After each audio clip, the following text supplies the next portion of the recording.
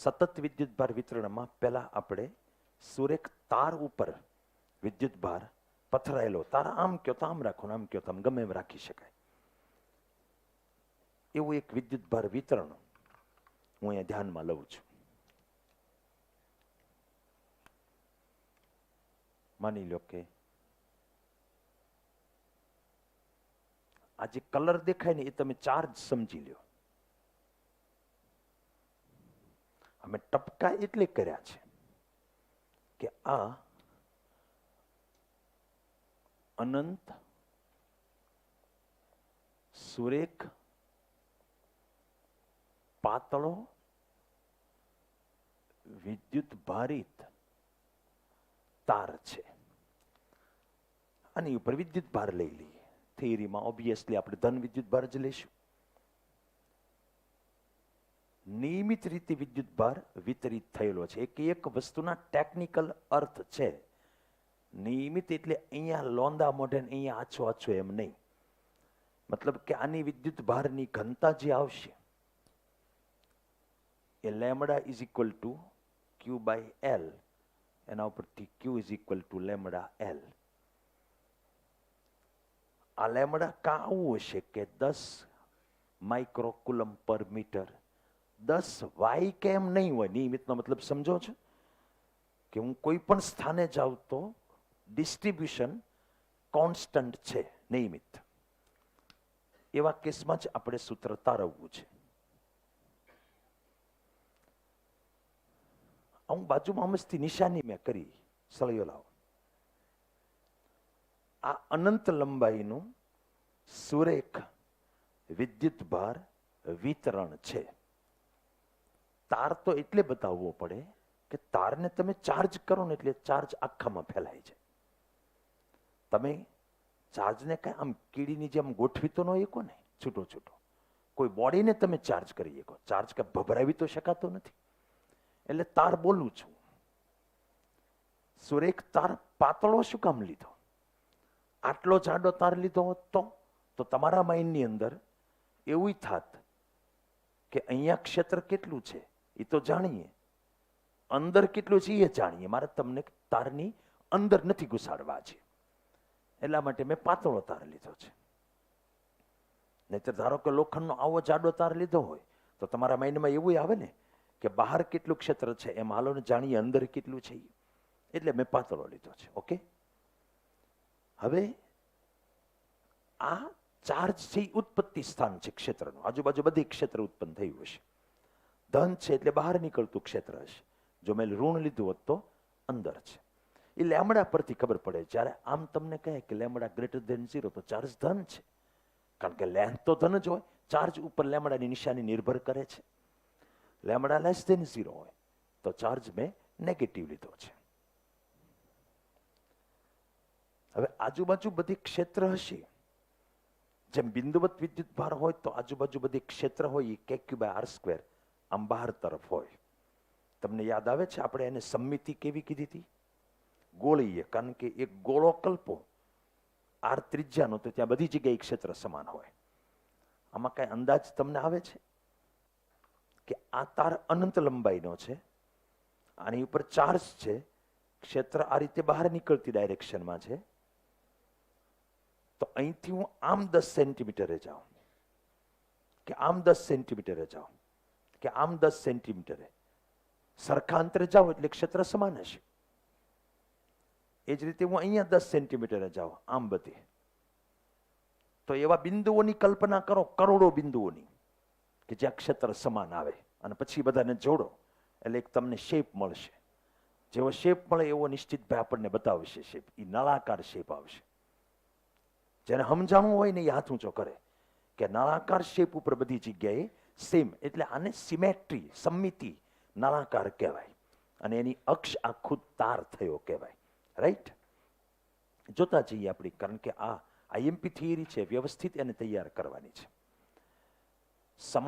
સમાનનો meaning છે કે તાર ઉપર ચાર્જ પાથરીને મેં આમ કરી નાખ્યું છે, એટલે લોંદા બોંદા હોય એ બધું નીકળી જાય અને એક સરખી નિયમિત ઘનતા આવે. રાજુ સમજાય છે તને? એક અનંત લંબાઈના પાતળા સીધા તારનો વિચાર કરો. સ્વાભાવિક રીતે તાર એ સમિતિની અક્ષ છે. સમિતિ નળાકાર છે ને તાર એની અક્ષ છે. હવે આપણે અહીંયા પહોંચ્યા, મનમાં ક્ષેત્ર વિચારી લીધું કે આમ બધી બાજુ બહાર તરફ હશે, આજુબાજુ બધે જ ક્ષેત્ર હશે, પણ આપણને બધામાં રસ નહીં હોવો જોઈએ, કોઈ એકમાં રસ હોવો જોઈએ. આ સંસારનો નિયમ છે. તો અહીંથી આર અંતરે, આર જેટલા લંબ અંતરે રાધર એક બિંદુ પી છે. It is known as point of interest, કે જ્યાં મને ક્ષેત્ર જાણવામાં રસ છે. આઈ ડોન્ટ સે ધેટ કે ત્યાં એક જ જગ્યાએ ક્ષેત્ર છે. ક્ષેત્ર તો આજુબાજુ બધે હોય ને. આની ઉપર હું ચાર્જ પાથરું તો ક્ષેત્ર તો બધે હોય એમ કહું છું. આપણે એક સિલેક્ટ કર્યું બિંદુ છે, અમારે ક્ષેત્ર શોધવું છે. તમને સૂત્રની તારવણી બનતી હોય ને ત્યારે આખે આખું ચિત્ર મગજમાં આવતું જવું જોઈએ કે આર એક સૂત્રમાં આવશે, because it depends upon the choice of your point of interest. હું જો નજીક પોઈન્ટ પસંદ કરીશ તો આર નાનો આવશે, હું દૂર પસંદ કરીશ તો આર મોટો આવશે. હવે હું એમ કહું કે આટલા જ અંતરે એક જ બિંદુ થોડું હોય. મેં આર અંતર જ છે, સમજો ને, આ પેનની લંબાઈ આર છે, તો મારું પોઈન્ટ ઓફ ઇન્ટરેસ્ટ આ છે. હું જો આમ લઉં તો પોઈન્ટ ઓફ ઇન્ટરેસ્ટ આ આવે, હું આમ કરું તો પોઈન્ટ ઓફ ઇન્ટરેસ્ટ આ આવે. તો મતલબ કે અહીંયા હું પી લઉં, અહીંયા પી ડેશ લઉં, પી ડબલ ડેશ લઉં, પી ટ્રિપલ ડેશ, એમ બધા બિંદુ પાસે ક્ષેત્રનું મૂલ્ય તો એટલીસ્ટ સમાન જ હશે. ઓકે, ડાયરેક્શન તો પછી અહીંયા આમ થાય, અહીંયા આમ થાય, જોવી પડે ને ડાયરેક્શન. તો ડાયરેક્શન વિચારીએ, પણ પહેલા આ વસ્તુ જુઓ. ધારો કે આપણે ઓ થી પી, આ ઓ અને આ પી ની ત્રિજ્યા સદિશ લઈ એને તારની આસપાસ આમ ઘુમાવીએ. મેં આમ ઘુમાવીને પેન એની જેમ આ રીતે P, P dash, P double dash એવા બિંદુઓ મળશે. એ બધા તારની સાપેક્ષે સમતુલ્ય છે. મિનિંગ સમજો જરા. સમતુલ્ય મતલબ હું પી લઉં કે પી ડેશ લઉં કે પી ડબલ ડેશ લઉં કે પી ટ્રિપલ ડેશ લઉં, બધી ક્ષેત્ર તો સેમ જ મળશે. આનો અર્થ એ કે આવા બિંદુ એક ક્ષેત્રનું મૂલ્ય સમાન છે. નાઉ અબાઉટ દિશા. આ જગ્યાએ ક્ષેત્રની દિશા કઈ બાજુ છે તમે અંદાજ લગાવો, એસ્ટિમેટ. આમ હશે. Reason you are absolutely right. Reason I don't think કે રાઈટ છે. ધન વિદ્યુત ભારનું ક્ષેત્ર છે એટલે બહાર છે. તારું નામ ભૂલી ગયો, અમિત. બકા ધન વિદ્યુત ભાર અહીંયા હોય તો એનું ક્ષેત્ર આમ આવે. વિદ્યુત ભાર તો અહીંયા છે, એનું ક્ષેત્ર તમે લેવા જાઓ તો જો હું લોંજ લઉં, આમ આવશે. એક જગ્યાએ વિદ્યુત ભાર નથી. નીચે પાતાળથી લઈને ઉપર સ્વર્ગ સુધી વિદ્યુત ભાર ફેલાયેલો છે. એક વિદ્યુત ભાર જો અહીંયા હોય અને મારે અહીંયા જોતું હોય તો ડેફિનેટલી આમ જ આવે. ખ્યાલ આવે? પણ વિદ્યુત ભાર અહીંયા હોય તો મારે આમ લાઈન દોરવાની, આમ આવે. વિદ્યુત ભાર અહીંયા હોય તો પહેલા તો વિદ્યુત ભાર અને બિંદુ વચ્ચે લાઈન દોરો, પછી વિદ્યુત ભારની નિશાની જુઓ. એ ધન છે એટલે બહાર તરફ થાય. આમાં તું તોય સાચો છો, કારણ કે આ બાજુ નાનો ટુકડો હું લઉં તો એનું ક્ષેત્ર છે એ આમ આવે. આ બેનો ટોટલ મારવા જે સબાચક પ્રમાણે આમ જ આવે, કારણ કે એના બે ઘટક હોય, એમાં આ બે ઘટક ઉડી જાય. અને બીજું તમને એ કહું કે ઉપરની સાઈડ જેટલા આવા ટુકડા પસંદ કરી શકાય, હા, આ સાઈડ એટલા ટુકડા મળે ને મળે જ તે. ઇન કેસ આ તાર અવડો અમથો હોત ને અને મેં વચ્ચેને બદલે ઉપર કોક જગ્યાએ પી બિંદુ પસંદ કર્યું હોત તો લોચો થાત, તો ક્ષેત્ર આમ જ ન આવે. આ કેસમાં આ ઉપર નીચેના ઘટક ઉડી ગયા અને ક્ષેત્ર છે એ ત્રિજ્યાવર્તી દિશામાં બહાર તરફ જ આવ્યું. એનું રીઝન તાર તમારો અનંત છે એ છે. ધારો કે તાર અનંત નો હોત, પરિમિત લેન્થ નો હોત અને બિંદુ વચ્ચે હોત તો હજી ત્રિજ્યાવર્તી જ આવે. પણ બિંદુ ક્યાંક તારની લંબાઈ પર આઘા પાછું હોત, જેમ કે મેં અહીંયા બિંદુ લીધું પી, એને બદલે અહીંયા લીધું હોત કે અહીંયા લીધું હોત તો એ સમતુલ્ય ન થાત. ડિસ્પાઇટ આર અંતર, આ અંતર હોવા છતાંય સમતુલ્ય ન થાત. શું કામ? તમને સમજાવું. આ ટુકડો નાનો છે એટલે એનું નેટ ફિલ્ડ છે એ નાનું આવે, અને આ મોટો ટુકડો છે એનું નેટ ફિલ્ડ છે એ મોટું આવે. હવે તમે સબાચક કરવા જાઓ તો આમ ક્યાંક આવે, ત્રિજ્યાવર્તી ન આવે. આને બદલે હું આ સાઈડ ક્યાંક પી બિંદુ લઈ લઉં તો આ મોટું ક્ષેત્ર આવે અને આનું ક્ષેત્ર છે એ નાનું આવે, અને સબાચે લેવા જાવ તો આમ આવે. Do you understand? એટલે આમાં એ જોવાનું છે. એક તો પહેલા એ સમજો કે ક્ષેત્ર છે કોઈ પણ બિંદુ પાસે ત્રિજ્યાવર્તી હશે. બીજું એ છે કે આ બિંદુ મેં ઉપર સહેજ લીધું કે નીચે લીધું એની હારે કોઈ મતલબ નથી.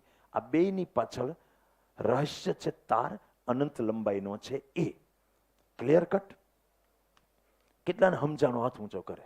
એકને બધી વસ્તુ સમજાવી જોઈએ. ફેન્ટાસ્ટિક. ઓકે, તો જુઓ, દરેક બિંદુ એક ક્ષેત્રની દિશા ત્રિજ્યાવર્તી હશે. લેમડા ધન તો આમ ત્રિજ્યાવર્તી, લેમડા ઋણ તો આમ. એનું એક્સપ્લેનેશન અહીંયા આપ્યું છે. મેં દોર્યું નથી, બાકી આમ વર્તુળાકાર એક રિંગ જેવું દોરી રાખ્યું છે. એ ઓલા P dash P double dash માટે ઉપર નીચેના બે ખંડ પકડ્યા, P1 અને P2 પાસેના. ત્યાંથી બે ક્ષેત્ર બતાવ્યા અને એનું પરિણામી છે એ ત્રિજ્યાવર્તી જ આવ્યું. એવા બે બાજુ ખંડ એક સરખા જ મળવાના. કોઈ પણ જોડ માટે ઈ સત્ય છે અને તેથી કોઈ પણ બિંદુ પાસે ક્ષેત્ર છે એ ત્રિજ્યાવર્તી મળશે. તાર અનંત લંબાઈનો હોવાથી વિદ્યુત ક્ષેત્ર તારની લંબાઈ પર પીના સ્થાન પર આધારિત નથી. મતલબ કે આ આર અંતર હોય તો લંબાઈ પર અહીંયા આર અંતર લઉં કે અહીંયા આર અંતર કઈ ફરક પડશે નહીં. ખબર પડી? ટૂંકમાં ક્ષેત્ર તારને લંબ રૂપે તાર એને લંબ રૂપે છેદતા આખા સમતલમાં આમ આમ કોઈ બી જગ્યાએ સેમ હશે અને ત્રિજ્યાવર્તી દિશામાં હશે બહાર તરફ. હવે ગાઉસનો પ્રમેય વાપરું છું. આ જગ્યાએ મારે ક્ષેત્ર શોધવું છે. આટલી વસ્તુ તમારા માઇન્ડમાં ક્લિયર થઈ ગઈ કે સુરેખ તાર પર વિદ્યુત ભાર છે, આજુબાજુ ક્ષેત્ર એ ઉત્પન્ન કરે છે. મેં એક બિંદુ સિલેક્ટ કર્યું છે જ્યાં મારે ક્ષેત્રની તીવ્રતા શોધવી છે. કુલમનો નિયમ ચાલે નહીં, કારણ કે કુલમનો નિયમ બિંદુવત માટે ચાલે. એને આધારે તમે કેક્યુબ આર સ્ક્વેર વાપરી શકો. આમાં કેટલા બિંદુવત થાય, કે દિવસે ઈ પતે. એટલે ક્ષેત્ર શોધવા માટે વૈકલ્પિક વ્યવસ્થા છે ગૌસનો નિયમ. ગૌસનો નિયમ છે એમાં ક્ષેત્ર આવે, પણ એ ડાબી બાજુ જે છે એ તમે સમજો. તમારે એક પહેલા ગૌસિયન સરફેસ લેવી પડે, ગાઉસિયન પૃષ્ઠ. એ તમારે કલ્પવાનું હોય. પછી મેં તમને કહ્યું એમ એ પૃષ્ઠના નાના નાના ટુકડા હજારો કરવા પડે. એ દરેક ટુકડા પાસે ઈ ડોટ ડીએ ઈ ડોટ ડીએ ઈ ડોટ ડીએ એનો સરવાળો કરો ત્યારે ડાબી બાજુ બને. અને જમણી બાજુ તો સિમ્પલ છે, અંદર ઘેરાયેલો વિદ્યુત ભાર લઈ લેવાય. આપણે બધી જ થિયરીમાં ગાઉસનો પ્રમેય વાપરવાના છે. બધામાં હું અલગ અલગ આકારનું ગાઉસિયન પૃષ્ઠ લઈશ. તમને એના વિશે એવું કહેવામાં આવ્યું છે કે જો અસતત વિદ્યુત ભાર હોય તો એની હોપટ પસાર નહીં થવું જોઈએ ગાઉસિયન પૃષ્ઠ. સતત વિદ્યુત ભાર હોય તો એની આરપાર પસાર થાય, એમાં વાંધો નથી. આપણો સતત વિદ્યુત ભાર છે એટલે મારું ગાઉસિયન પૃષ્ઠ કદાચ હું આમ ગોળાકાર લઉં ને આ હરિયાની હોપટ પસાર થાય કોઈ ઇસ્યુ નથી. પૃષ્ઠ કાલ્પનિક છે એટલે સરિયામાં કેમ જશે એ વિચારવાનું નથી. પણ સાથે સાથે બીજું એને કીધું જ નહીં. એને તેમ જ કીધું કોઈ પણ આકાર, કોઈ પણ સાઈઝ, ગમે એવું ગાઉસિયન પૃષ્ઠ લઈ શકાય. ગાઉસને તો કેવું જ છે ને, એને ક્યાં સંકલન કરવું છે? સંકલન તો નાકરાની સર જ કરવાનું આવે. તમારે તો પછી મારી કોપી કરવાની, તમારે કરવાનું નથી. એટલે હું ધ્યાન રાખીને તે ગાઉસિયન પૃષ્ઠ પસંદ કરીશ. હું શું ધ્યાન રાખીશ એ તમને કહું. કારણ કે ડાબી બાજુ જે છે એ સંકલન ઈ ડીએ કોસ થીટા છે. જમણી બાજુ ઘેરાયેલો વિદ્યુત ભાર અપોન એપ્સિલોન 0 છે. હું પૃષ્ઠ પસંદ કરતી વખતે એવું ધ્યાન રાખીશ, ગાઉસિયન પૃષ્ઠ એક તો એ બંધ હોય, બંધ તો રાખવું જ પડશે, ક્લોઝ સરફેસ માટે જ છે.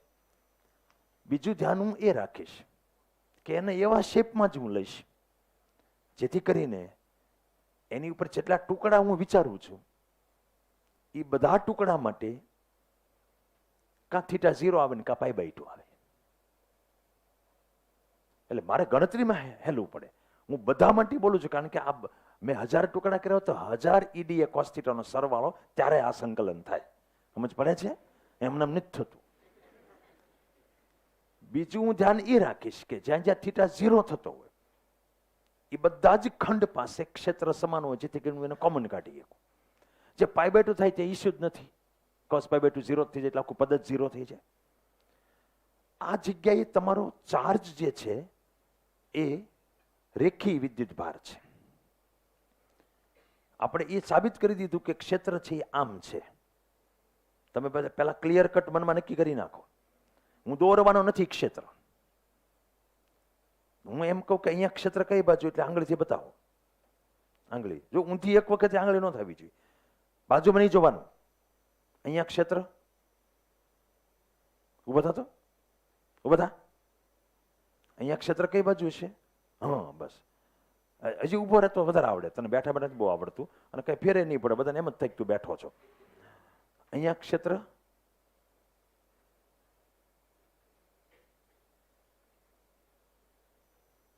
નિયમ કઈ વાપરે છો કે એમના આમ આંગળીઓ આમ કર્યા કરે છો?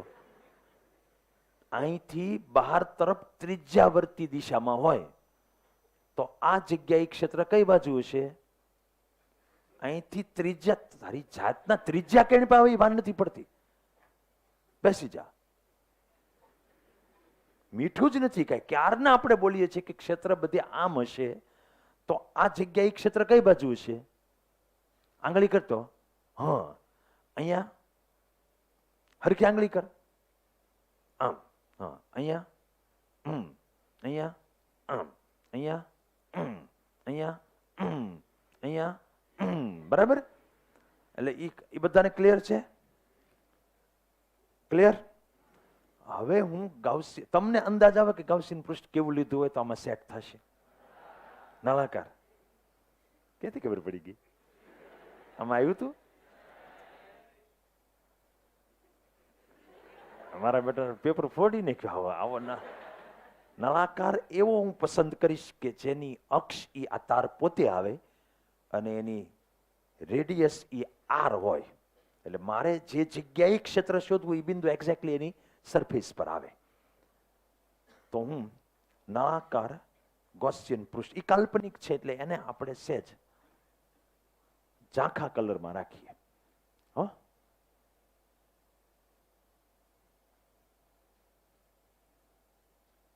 આવું નળાકાર હું પસંદ કરું છું. એની લેન્થ તમારે પછી જે અંદાજિત લેવી હોય, પણ તમે લ્યો ને એ લખી નાખો. આની લેન્થ સ્મોલ એલ લઉં. મોટા આ જે તાર છે એ તો અનંત લંબાઈનો છે.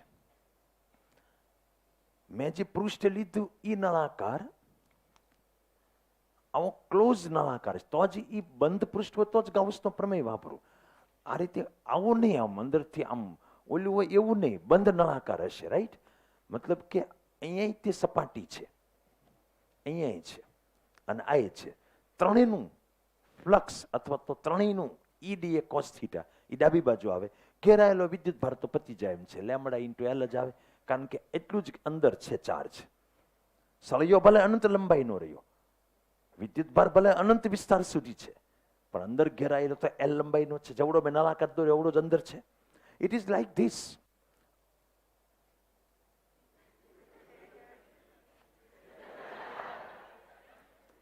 આ તો બહાર છે જ તે, આપણે અંદર જે છે આની અંદર ઈવડો તાર નો ચાર્જ લેવાનો, લેન્થ ઇન્ટુ લેમડા ઈ ચાર્જ થઈ ગયો. એટલે ઘેરાયેલો વિદ્યુત ભારમાં કોઈ શક, ડાઉટ ન હોય હાથ ઊંચો કરે.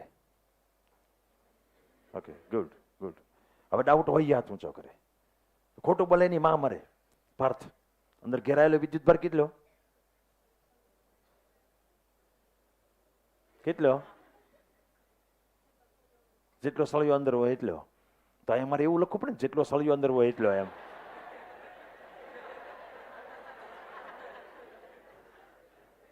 Lambda into L. Okay, good. હવે ડાબી બાજુનું શરૂ થાય છે. ડાબી બાજુમાં 3 સપાટી છે. પહેલા હું આ સપાટી લઉં. જો આખો મર્મ સંકલનનો શું છે, આજે સંકલનનો ઘોર ઉપયોગ આવશે એટલે તમને ખબર પડશે. સંકલન કરવું અઘરું નથી, સંકલન સુધી પહોંચવું એ મેઇન કામ છે. પહેલું તમારે પ્રક્રિયા એ કરવાની કે આને નાના નાના ટુકડામાં વિભાજિત કરો. જો આ DA1, DA2, DA3, DA4, DA5, DA6, DA7 આમ કરતા કરતા DA, DA, DA, DA, DA, DA, DA, DA, DA, DA એમ કરીને ધારો કે આપણે આના 1000 ટુકડા કર્યા. તો મોટા ખરેખર 1000 વખત EDA cos થીટા વત્તા EDA cos થીટા વત્તા EDA cos થીટા એમ કરવાનું. બરાબર?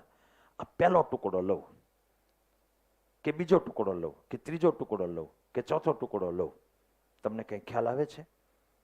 થીટા બધામાં 0 થાય. ક્ષેત્ર તો પહેલા વિનેશે બતાવ્યું હતું કે બધી આમ બહાર જ હોય. કઈ બાજુ હોય?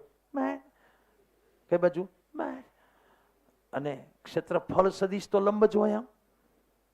પછી હું અહીંયા ટુકડો લઉં તો ક્ષેત્ર આમ હશે અને આ બધાને લંબ ક્ષેત્રફળ હોય, થીટા 0 થયો. પછી આ સાઈડ લઈએ, ક્ષેત્ર તો બધી આમ જ છે, ત્રિજ્યાવર્તી. ક્ષેત્રફળ છે એને લંબ સદીશ એ બાજુ આવે. કેટલાને ખબર પડી કે હજારે હજારમાં થીટા 0 આવે? જો 999 ને એક રહી ન જવું જોઈએ. Okay, good. હવે ન ખબર પડી હોય હાથ ઊંચો કરે. એટલી નથી પડી, ઠીક. તો થીટા 0 1000માં ચેક કરો ને પછી અહીંયા 0 લખાય. આ એક સ્ટેપ નથી, આટલી બુદ્ધિ વાપરો. 1000 સ્ટેપ છે. ઈ ડીએ કોસ થીટા, ઈ ડીએ કોસ થીટા, ઈ બધામાં થીટા, નહીં તો થીટા 1, થીટા 2, થીટા 3 હોય. તમે એક જગ્યાએ 0 ન મૂકી શકો. અન્ડરસ્ટેન્ડ? ઓકે. હવે કોસ 0 તો 1 જ થાય, તો એને જવા દો અહીંથી.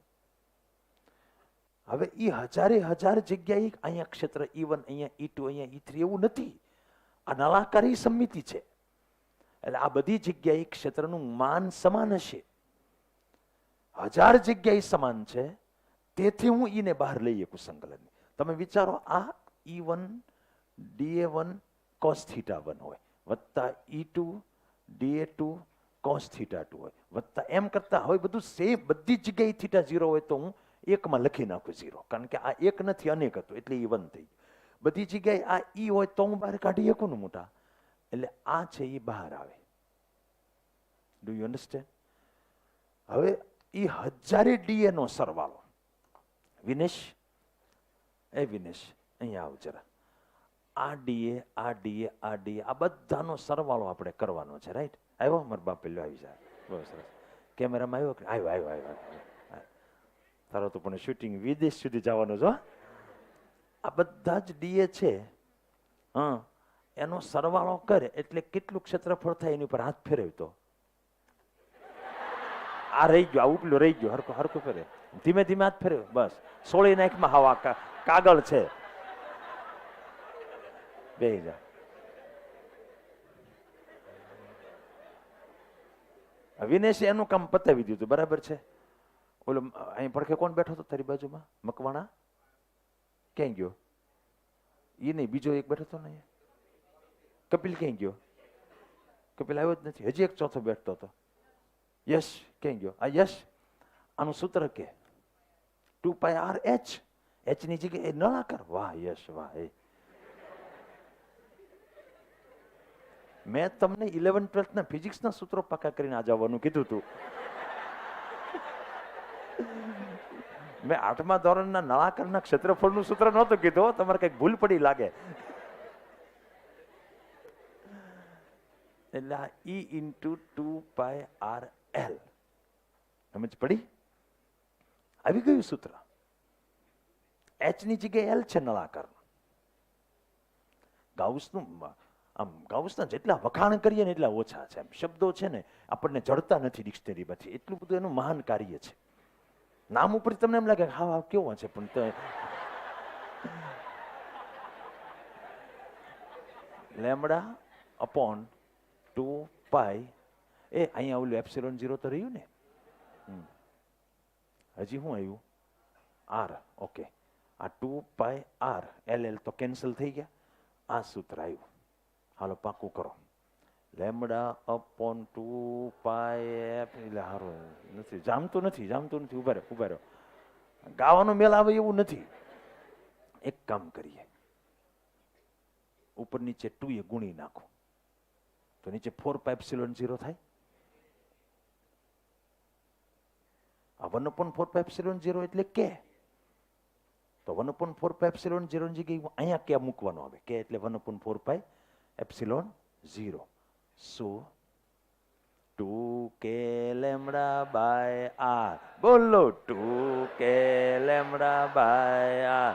બોલો 2k લેમડા બાય r. બોલો 2k લેમડા બાય r. બોલો 2k લેમડા બાય r. બોલો 2k લેમડા બાય r. બોલો 2k લેમડા બાય r. બોલો 2k. કઈક રાગમાં તો ગાઓ. ઓલા બોલો કે ત્યારે આ ટૂંકે લેમડા ભાઈ આર કહેતો હોય.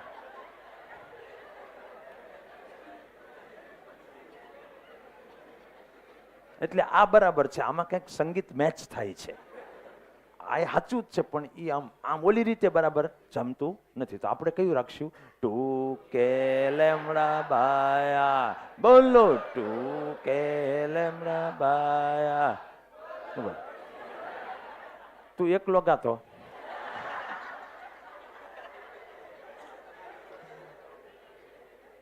સારું, આ સૂત્ર પતી ગયું. આપણે જે તારવણી કરવાની હતી એ તો હવે તમે જોઈ લેશો ને, તો હાલશે ને. સદીશ તરીકે આને લખવું હોય તો આ ડાયરેક્શન આવે, એ દિશાનું એકમ સદીશ અહીંયા ગુણી નાખવાનું. કેટલાક બીજા મુદ્દાઓ છે, એમાં આપણે જાણીએ છીએ એવા જ મુદ્દા છે કે સૂત્રમાં જમણી બાજુ ઘેરાયેલો વિદ્યુત ભાર જ લેવાનો આવે, પણ ક્ષેત્ર જે મળ્યું આપણને, આ આખી સપાટી પરનું ક્ષેત્ર મળ્યું, એમાં મારી વાળું બિંદુ આવી ગયું. બધે સેમ જ છે. મારે જે જગ્યાએ શોધવાનું હતું એટલું જ ક્ષેત્ર આખી નળાકારી સપાટી પર છે. એ ક્ષેત્ર ખાલી અંદરના વિદ્યુત ભારે ઉત્પન્ન કર્યું એવું નથી, એ તો બધાને કારણે હોય. આપણે ત્યારે ચોખવટ કરી હતી કે ક્ષેત્ર બધા વિદ્યુત ભારને કારણે હોય, પણ જમણી બાજુ જે ઘેરાયેલો હોય એ અંદરનો હોય જ વિદ્યુત ભાર લેવાનો. એ મુદ્દો આવ્યો. તાર અનંત લંબાઈનો હોવાની ધારણા પણ અત્યંત મહત્વની છે, તો જ આ બિંદુ સેમ કહેવાય. નહીતર મેં હમણાં તમને બતાવ્યું હતું કે બે જગ્યાએ અલગ અલગ ક્ષેત્રની ડાયરેક્શન આવે. આ ધારણા વિના આપણે ક્ષેત્રને ગૌસિયન સપાટીના વક્ર ભાગને લંબરૂપે આમ ન લે કે ક્યાંક આમ આવે ક્યાંક આમ આવે એવું થાય. આમ છતાં તમે છેડાની અસર અવગણી નાખો તો વચ્ચેના ભાગમાં અંદાજિત આ સૂત્ર વાપરી શકાય. આ વાત તમે સમજજો. માની લો કે અહીંયા ક્ષેત્ર આપણે આમ લીધું, અહીંયા આમ લીધું, તો આ છેડાની અસર જે છે એ આમ ને આમ આવે ને. તમે વચ્ચેના ભાગમાં હો તો છેડા તો બહુ દૂર હોય, એટલે એની અસર તમે અવગણીને અંદાજિત ટૂંકે લેમડા બાય આર સૂત્ર વાપરી શકો. આનું તારણ શું નીકળ્યું? અનંત લંબાઈ બોલે કે અતિ લાંબો બોલે એટલે આ સૂત્ર વાપરી નાખવાનું. અવડો ટૂંકો તાર હોય તો શું કરવાનું એ હું પછી કહું તમને. એ આ દાખલો છે ટેક્સ એક્સરસાઇઝનો, એમાં આપણને એ જાણવા મળશે. રકમ તમે જુઓ જરા. Example number tax exercise number 30, જેમાં ગાઉસનો પ્રમેય વાપરવાની મનાઈ કરવામાં આવી છે. એ તમારે નહીં વાપરવાનું, અને એમનામ સૂત્ર તારવવાનું છે. કુલમનો નિયમ વાપરવો હોય તો વાપરવાનો, સંકલનથી ગણતરી કરવાની છે. કેટલું લાંબુ પડે એ તમને કહું. હવે ટેક્સમાં છે, તારવણી લઈ લઉં, બોર્ડમાં ટીકામમાં આવશે, થોડુંક તમને સંકલનની અનુભૂતિ પણ થાય. ખ્યાલ આવે? બાકી તમારે કદાચ ન કરો તો હાલ્યું જાય. બી ગ્રુપને ક્યાં પર્સન્ટેજ લાવવાના છે? એકાદ દાખલો ન કરે શું ફરક પડે? છતાં તમારી યારી આપણે એવું કોઈ દી રાખ્યું વિન્યા? તો તમે એવું રાખો છો તો આગા આગા ભાગો છો. હાવ આ અનંત લંબાઈનું આમ આ વખતે આમ લઈએ ને આપણે. વાય એક્સનું રાખ્યું તો કારણ કે એક્સ એક્સનું રાખવું પડે. આની ઉપર વિદ્યુત ભાર છે. આ ઉગમ બિંદુ લઈ લો, આનાથી આર અંતરે પોઈન્ટ ઓફ ઇન્ટરેસ્ટ છે, અમારે ક્ષેત્ર શોધવું છે. અહીંથી એક્સ અંતરે પેલા થોડોક ટુકડો લઈ લઈએ, ડીએક્સ જેટલી લંબાઈનો, એટલો. એનો વિદ્યુત ભાર ડીક્યુ, લેમડા ઇન્ટુ ડીએક્સ થાય. તું મુझे लेंथ दो, मैं तुम्हें चार्ज दूंगा. Lambda into length. આ ધન વિદ્યુત ભાર છે, તો એનું અહીંયા આગળ ક્ષેત્ર મોટા આમ હશે. એને ઈ નો કહેવાય, we must call it D. તો ડી ઇઝ ઇક્વલ ટુ, હવે કે ક્યુ બાય આર સ્ક્વેર વાપરી શકાય. કે ક્યુ બાય આર સ્ક્વેરમાં આનો સ્ક્વેર લેવાનો. આ મોટા R square plus X square raise to 1/2 છે, પાયથાગોરસ. એનો સ્ક્વેર કરું તો R square plus X square આવે. આ ડી થયું, સમજો બરાબર. હવે આ ખૂણો જે છે ને એને હું થીટા કહી દઉં. તમે જોજો તો આ ઈ જ ખૂણો થયો. આ ઘટક છે એ ડી કોસ થીટા થાય, અને આ ઘટક છે એ ડી સાઇન થીટા થાય. આ બાજુ મેં એક્સ અંતરે ટુકડો લીધો, એમ આ બાજુ જ્યારે ટુકડો લઉં ત્યારે આમ આવે. એનો ડી કોસ થીટા આમ આવે, ડી સાઇન થીટા આમ આવે. બેનો સદિશ સરવાળો કરું ત્યારે સાઇન થીટા ઘટક વયો જાય. એટલે આપણે ડી આખો નથી લેવાનો, મતલબ સાઇન થીટા અને કોસ થીટા બે ઘટક લેવાના થશે નહીં, ખાલી કોસ થીટા ઘટક લેવાનો, બરાબર? તો ડી કોસ થીટા ઘટક મેં લીધો, આ ડી ઇન્ટુ કોસ થીટા, એટલે પછી એનું સંકલન કરવું, આ ડી મેં મૂક્યું અને આ કોસ થીટા મૂક્યું. કોસ થીટા એ ગોતી શકાય એમ છે, પાસેની બાજુ ભાગ્યા કર્ણ. એવા બધા જ ટુકડા હું લેતો જાઉં અને પછી એને કારણે જે સદિશ મળે એના આ રીતે ઘટક પાડતો જાઉં, D cos theta, D cos theta, D cos theta, બધાનો સરવાળો કરું ત્યારે આપણને ખાલી આ દિશાનું ક્ષેત્ર મળે. આ બધાનો સરવાળો કરીએ, જો અનંત લંબાઈ હશે તો બે બાજુ સરખા જ ટુકડા હોવાના, એટલે સામસામા ઉડી જ જવાના છે. આપણે જો પરિમિત લંબાઈનો લેવો હોય તો આ બાજુનો ખૂણો આ બાજુનો ખૂણો, આને હું θ1 કહી દઉં, આને હું θ2 કહી દઉં, તો મારે સંકલન અહીંથી અહીંયા સુધી લેવું પડે. અહીંયા જ મારો પહેલો ટુકડો આવે, પછી બીજો ટુકડો, ત્રીજો ટુકડો, એમ કરતા કરતા અહીંયા પહોંચું. એક વાત એ જોવાની જરૂર છે કે dq શું આવશે? Lambda into dx. આનું સંકલન કરવું અઘરું પડે, કારણ કે થીટા એ છે ને એક્સ એ છે અંદર. સંકલન અત્યારે dx એટલે x ની સાપેક્ષે સંકલન બતાવે, અંદર હું ટુકડો બદલીશ તો થીટા બદલાવાનો, કારણ કે ટુકડો હું અહીંને બદલે અહીંયા લઉં તો થીટા છે એ નાનો થઈ જવાનો. એટલે આમાં થોડીક બુદ્ધિ મેથેમેટિકલ વાપરવી પડે. તમે tan થીટા લ્યો તો x બાય r થાય, સામેની બાજુ ભાગ્યા પાસેની બાજુ, તો x is equal to r tan theta થયું. હવે આનું વિકલન કરો, dx by d theta, r પડ્યો રહ્યો, tan થીટાનું વિકલન પહેલી વાર લાઈફમાં આવ્યું, it is sec square theta. જેમ કે સાઇનનું વિકલન કોસ થાય એમ સૂત્ર યાદ રાખી લો, tan થીટાનું sec સ્ક્વેર થીટા થાય. sec તો નામ સાંભળ્યું ને, 1 cos ને sec કહેવાય. dx બાય d થીટાનો d થીટા હું અહીંયા લઈ લઉં. બીજી વસ્તુ, r square plus x square એ r square 1 plus tan square થયું, કારણ કે x ની જગ્યાએ r tan થીટા, તો r સ્ક્વેર tan સ્ક્વેર થીટામાંથી r સ્ક્વેર કોમન કાઢ્યું, it is r square 1 plus tan square એટલે sec સ્ક્વેર થીટા. આ તો 10માં આવી ગયું. હલો, એટલે આને તમે સાદું રૂપ આપો તો કે લેમડા dx ની જગ્યાએ r sec square theta d theta, નીચે આ કેટલા થશે? r square plus x square ની જગ્યાએ શું આવ્યું? r square sec square theta આમ આવ્યું. પછી ઓલો કોસ થીટા ઘટક છે એનું સંકલન આપણે પછી કરીશું. તો આ તો આખે આખા એક એક r ઉડ્યો, એક એક આ ઉડી ગયા. વાત આવીને ક્યાં ઊભી રહી કે K lambda by r d theta અને ઓલું કોસ થીટા આવ્યું. જોયું? સંકલન છે એ થાય એવું મેં કરી નાખ્યું, એક્સ કાઢી નાખ્યું, થીટામાં લાવી નાખ્યા કે રકમ, કે અમારે થીટા કાઢીને બધું એક્સમાં લાવી નાખવું પડે, બેમાંથી એક તો કરવું જ પડે. હવે હું સંકલન કરવા જઈશ એટલે મને આ દિશાનું ક્ષેત્ર મળશે, બધા આ જ ઘટકો મળશે, એ વાય દિશા છે. આમ થયું. મારા સંકલનની લિમિટ અનંત લંબાઈનો તાર ન હોય ને θ1 થી θ2 જ હોય તો અહીંયા પહેલો ટુકડો ત્યારે આ θ1 એંગલ થાય, પછી એથી ઘટે, પછી 0 થાય. તમે જોયું? આની લિમિટ -θ1 થી +θ2 કરવી પડે. હું અહીંથી થીટા માપું છું. એક આમ ખૂણો છે, એક આમ છે. જો આમ જ હોય ને કે આ θ1 હોય અને આ છે એ θ2 હોય તો હાલે, θ1 થી θ2. પણ એક આમ ખૂણો છે ને એક આમ છે, તો એકને માઇનસ ને એકને પ્લસ એમ કરવું પડે. હવે આનું સાઇનનું વિકલન કોસ થાય તો કોસનું સંકલન સાઇન થાય. આ કે લેમડા બાય r આ સંકલન છે એ સાઇન થીટા થયું. આ -θ1 થી +θ2 મૂકી અંદર તો કે લેમડા બાય r આ સાઇન θ2, પછી માઇનસ સંકલનનો આવે, પછી થીટાની જગ્યાએ -θ1 મૂકવાનું. હલો, સાઇનમાં નિયમ છે અંદરનો માઇનસ કાઢો તો બહાર માઇનસ કરવો પડે.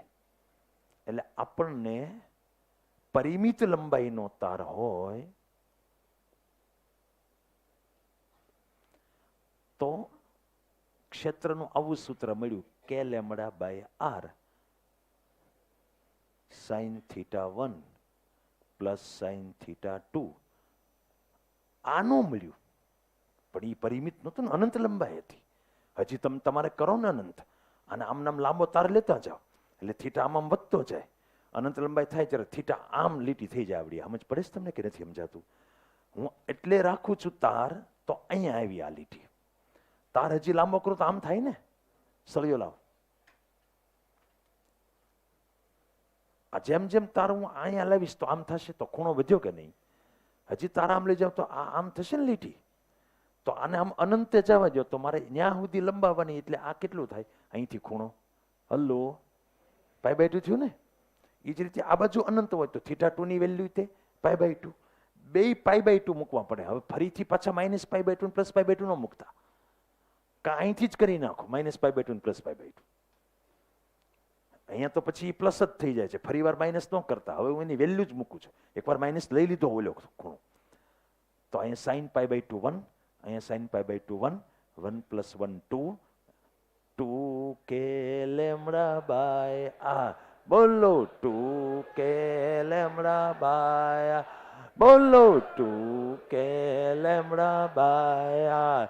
બોલો 2k λ/r. બોલો 2k λ/r. ઓકે, હા બસ. હવે સમજો કે જો પરિમિત લંબાઈનો હોય તો મેં આ ઘટક મેળવ્યો એમ આઈ ઘટક મેળવવો પડે, એક્સ ઘટક. તો એક્સ ઘટકનું સંકલન તમે કરવા જાઓ તો અહીંયા કોસની જગ્યાએ સાઈન આવીને ઊભું રહેશે, અને સાઈનનું થઈ જાત અહીંયા માઇનસ કોસ. હલો,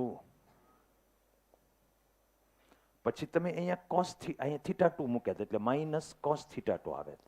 હલો, પછી એક માઇનસ અહીંયા આવે અને એક આ માઇનસ થયો. અહીંયા માઇનસ છે ને, એક સંકલનનો માઇનસ આવે. પછી કોસ ઓફ -θ1 આવ્યું. કોસમાં માઇનસ નિશાની કૌંસની એમ નામ કાઢી શકાય, એટલે એ એક્સ ઘટક જે છે ને એ k λ/r cos θ1 ધન આવ્યું, ઓલું માઇનસ cos θ2 આવ્યું. અને મોટા અનંતના કેસમાં એ પદ જ ન આવે, કારણ કે બે π/2 મૂકો તમે θ, cos π/2 0, cos π/2 0, એટલે એ આવ્યું નહીં. ખાલી ક્ષેત્ર છે એ તારને લંબ દિશામાં જ આવ્યું. આપણે તાર આમ લીધો તો આ બાજુ ક્ષેત્ર આવ્યું હતું. એ વખતે એક્સ ઘટક આવ્યો કે y0 થઈ જાય. ટૂંકમાં તારને લંબ ઘટક જે છે એ જ આવે, તારને સમાંતર ઘટક છે એ ઉડી જાય. બાત સમજ में आई है? ઓકે. એમણે આખું તાર્યું છે એ અનંત લંબાઈના તાર માટે જ તાર્યું છે, એટલે એની લિમિટ સીધી -π/2 થી +π/2 થઈ હશે ને સીધું 2k λ/r આવ્યું છે. મેં બાજુમાં સૂત્ર લખી નાખ્યું, ઈ એક્સ અને ઈ વાય બે. ઓકે, હવે અમુક પ્રશ્નો તો સિમ્પલ છે, એમાં આપણે ટાઈમ નથી બગાડવો. આ જુઓ તમે 24.1 રિલેટેડ ન્યુમેરિકલ. એમાં એલ જેટલી લંબાઈના સળિયા પર નિયમિત વિદ્યુત ભાર ઘનતા લેમડા છે. પરિમિત લંબાઈનો સળિયો છે, એટલે આ સૂત્ર આવે. ઈ એક્સ અને ઈ વાય મળે પછી ઈ કેમ મેળવવાનું એ તો ખબર પડે ને. હલો, નહીં તમે એમથી આમ આ જ પાડો છો. EX into I caret plus EY into J caret, આમ થાય ને. EX into I caret plus EY into J caret is equal to E થાય. અને મૂલ્ય જોતું હોય તો અંડર રૂટ EX નો સ્ક્વેર પ્લસ EY નો સ્ક્વેર. હવે આ L લંબાઈનો છે, એટલે આ ટોટલ L છે. સળિયાથી y જેટલા લંબ અંતરે દર્શાવેલ બિંદુએ EX અને EY ઘટકો લંબાઈના સ્વરૂપમાં લખો. આ થીટાના સ્વરૂપમાં છે, એટલે તમારે છે ને આ એક્ઝેક્ટ મિડલમાં હોય તો અહીંયા L/2 ને L/2 થઈ શકે. આ અંતર એને y કીધું, એટલે ટૂંકમાં એ જ સૂત્ર લખવાના, પણ sin θ1 એટલે સામેની બાજુ ભાગ્યા કર્ણ મેળવવાનું, અંડર રૂટ આનો વર્ગ વત્તા આનો વર્ગ. આ લંબાઈ એને આપી દેવી પડે. વચ્ચે હોય તો L/2 L/2 થાય, કદાચ ત્રીજા ભાગે હોય તો અહીંયા L/3 આવે ને આ બાજુ 2L/3. એ એને આપવું પડે, એ રહી ગયું છે. તમને મેં આઈડિયા ખાલી આપ્યો કે sin θ એટલે સામેની બાજુ ભાગ્યા કર્ણ 10મા ધોરણથી કરતા આવીએ છીએ, એ વાપરી નાખવાનું.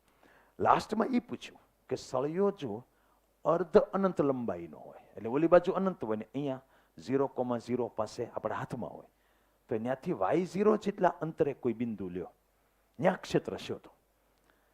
તો તમારે આ સૂત્ર વાપરતી વખતે સ્ટાઇલ શું વાપરવાની એ તમને કહું, કે જે બિંદુ હોય ને ત્યાંથી 3 લીટી દોરવાની, એક લંબ, એક આ બાજુના છેડાને અડે એમ, એક આ બાજુના છેડાને અડે એમ. તો એ સ્ટાઇલમાં તમે હાલો, એક લંબ દોરી, આ બાજુના છેડાવાળી અહીંયા જ આવશે, એટલે θ1 0 થયું. અન્ડરસ્ટેન્ડ?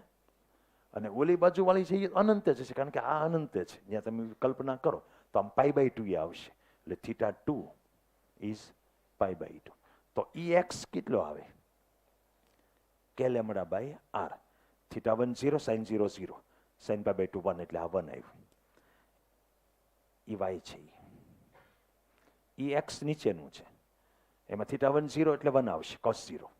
ધ્યાન અહીંયા, અને અહીંયા π/2 આવ્યું, એટલે એ 0 થઈ ગયો. યાદ તો આવે છે ને સાઈન એકમ વર્તુળ ઉપરથી? તો k λ/r આવ્યું. તો પછી આમાં મૂકી દો. સેમ વસ્તુનો તમે આ રીતે સરવાળો કરો તો √2 ગણું થાય, a² + a² તો √2 એ થાય.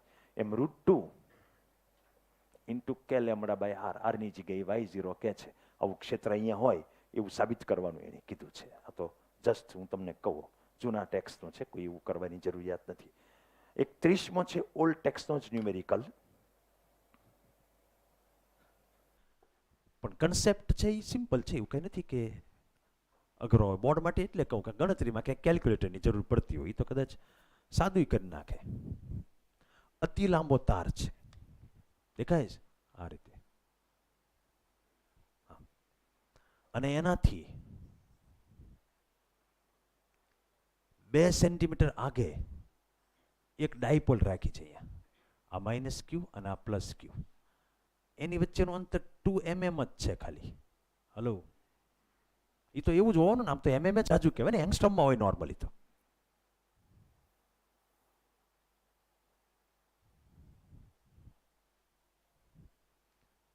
આ પહેલો ચાર્જ જે છે એનું ડિસ્ટન્સ અહીંથી 2 સેન્ટીમીટર છે, એવું આપ્યું છે. આની ઉપર તમને લેમડા આપી દીધી છે 4 × 10⁻⁴ કુલમ પર મીટર. પ્લસ આપી મતલબ આ ધન છે, અને જો આંકડો જ આપ્યો મતલબ યુનિફોર્મ છે, નિયમિત. હવે પ્રશ્ન શું છે? ડાયપોલ પર લાગતું બળ. તમારે પહેલા આખી પરિસ્થિતિ જુઓ. બળ લગાડશે કોણ? આ ચાર્જ. હવે આ ચાર્જ છે એનું તો સૂત્ર છે 2k λ/r. એનાથી આ અંતર જે છે એને હું r માઇનસ કહી દઉં, એટલે અંતર માઇનસ નથી, -q નું અંતર છે, તો એ તમને 2 આપ્યું જ છે. ઓકે, તો ઓલાનું અંતર જે છે +q, એને r પ્લસ કહી દો. હલો, તો આ 2 અને આ 2 એટલે કેટલા થાય? 2.2. મીઠું છે આ તો કે 2 ને 2 4, આ મિલીમીટર છે એટલે 0.2 થાય. આ 2 છે તો 2.2 થયું. બસ. તો અહીંયા ક્ષેત્ર હોય ને ફોર્સ જોતો હોય તો બરાબર ઇક્યુ જ કરે, બીજું કામ લાંબી માથાકૂટ કરવી જોઈએ? ક્ષેત્ર ઉત્પન્ન આ કરે છે, તો મારે ટોટલ ફોર્સ ડાયપોલ પર જોતું હોય તો -q પર લાગતું ફોર્સ અને +q પર લાગતું ફોર્સ એમ લખું. ઇક્યુ કરવું જ મારે. તો અહીંયા ક્ષેત્ર કેટલું? 2k λ/r. r ની જગ્યાએ r માઇનસ. ક્ષેત્ર ગુણ્યા ઈવડો ઈ વિદ્યુત ભાર, આ મૂલ્ય થયું. આ ઋણ છે ને આ ધન છે, એટલે બળ આમ લાગે, એટલે -i કરે. હાલો, સદિશ થઈ ગયું. હાલો, બધું સિમ્પલ છે. E લખ્યો, q લખ્યો, અને મૂલ્ય ગુણ્યા એકમ સદિશ લખ્યો. આની ઉપર લાગતું ફોર્સ, એમાં ક્ષેત્ર છે 2k λ/r માં r પ્લસ અંતર છે, એટલે એ લીધું. અહીંથી આ અંતર r પ્લસ છે, અને વિદ્યુત ભાર q છે. આ ધન છે એ ધન ઉપર આમ ફોર્સ લગાડે, એટલે એમાં i કરે. દાખલો પૂરો. હવે તમારે ખાલી ગણતરી માટે 2k λ q એટલું કોમન કાઢી નાખો. હલો, પછી આ 1/r પ્લસ -1/r માઇનસ, અને i કરે અહીંયા રાખી દો. આ બધા આંકડા આપ્યા જ છે, ગણતરી કરી નાખવાની. ઓકે, માઇનસમાં આન્સર આવશે, that is for sure, because આ નજીક છે. એ બાજુનું ફોર્સ વધારે છે, ઓલી બાજુનું ઓછું છે. કહેતો હતો કે નહોતો કહેતો? આવ્યું ને માઇનસ? એના જેવો કાઢી નાખ્યો. એક બીજો ટેક્સ્ટ ન્યુમેરિકલ 22. પહેલા રકમ જુઓ.